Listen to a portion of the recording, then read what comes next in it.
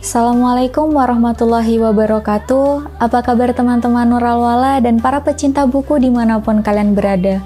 Bersama saya Fatima Ali di sesi baca buku Nurul Wala. Setiap cerita hadiah yang berharga. Dalam buku kita temukan segalanya. Ayo baca buku dan mulai petualangan kita. Pada sesi ini saya akan membacakan bagian ketiga dari buku yang berjudul Rahasia Kebesaran Nabi Muhammad dengan tema Redamlah emosimu dan katakan saja yang dibisikkan tuanmu. Aku berzina dan melahirkan seorang bayi. Aku takut, malu, dan dalam kekalutan itulah aku telah membungkam anakku untuk selama-lamanya. Aku telah membunuhnya. Aku menyesal dan merana. Adakah peluang bagiku untuk bertobat kepada Allah? Seorang perempuan muda berparas cantik terbata-bata, penuh keresahan dan kesedihan merintih di hadapan Abu Hurairah. Kamu tidak bermoral, kamu tidak memiliki nurani, sehingga tidak berhak mendapatkan rahmat Allah.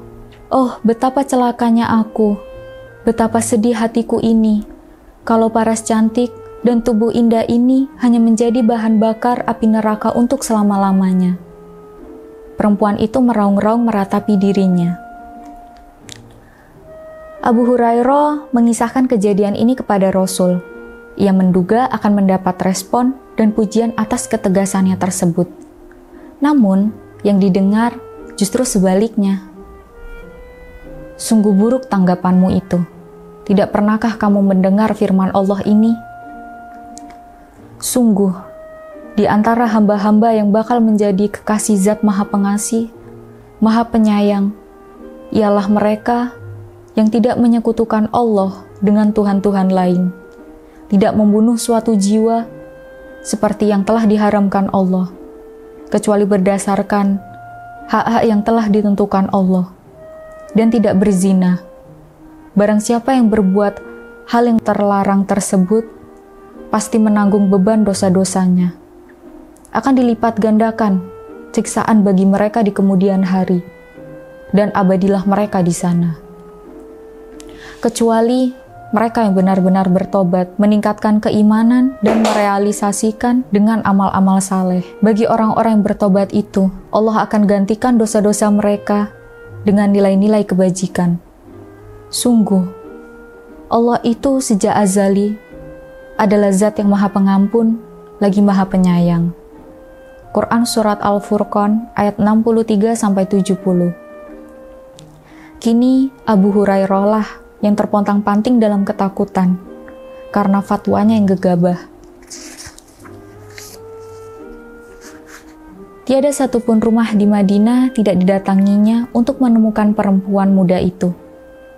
Kepada para penghuni dia menitip pesan, "Tolong, sampaikan kepada wanita yang semalam mendatangi Abu Hurairah untuk menemuinya sekali lagi." Semua lorong di Madinah ditelusurinya. Namun, ia tidak juga menemukannya. Ia ingin membacakan kepadanya firman-firman Allah yang didengarnya dari Rasul. Namun, apa daya, seakan-akan bumi telah menelannya. Pada malam berikutnya, kala Abu Hurairah masih dalam keresahannya yang tak kunjung padam, tiba-tiba ia dikagetkan kemunculan perempuan muda yang misterius itu di hadapannya.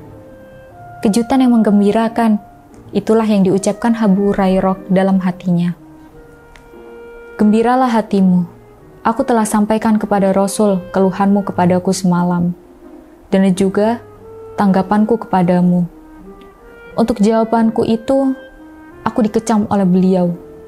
Abu Hurairah pun mengatakan kepadanya segala yang ia dengar dari Rasul. Perempuan itu serta-merta bersujud kepada Allah sambil berkata, "Puji syukur hanya kupersembahkan kepadamu jua ya Allah. Engkau telah memberikan kepadaku jalan keluar dari kekalutan yang mengepung diriku. Telah Engkau bukakan pintu tobat yang membuatku kembali bebas dari dosa-dosa yang membelengguku." Ia ucapkan itu bersamaan dengan air mata yang terus berderai. Perempuan itu akhirnya hidup sebagai hamba yang saleh.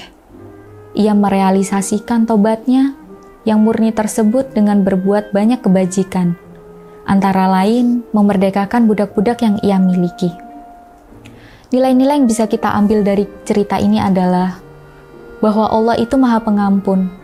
Tidak peduli seberapa besar dosamu, akan diampuni apabila kamu bersungguh-sungguh bertobat kepadanya.